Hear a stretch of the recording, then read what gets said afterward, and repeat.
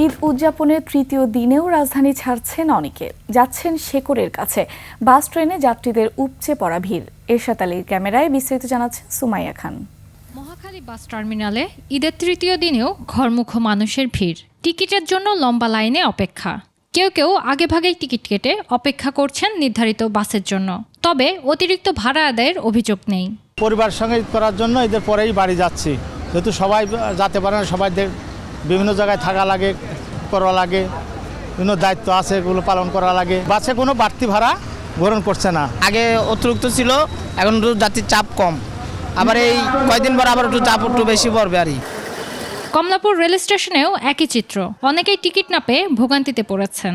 অনেক ভালো, এবার ভালো, বাট এখন টেনশন হচ্ছে যে যদি ট্রেন পাওয়া যায় নাকি। ট্রেন এখন পর্যন্ত লাইনে আসে নাই।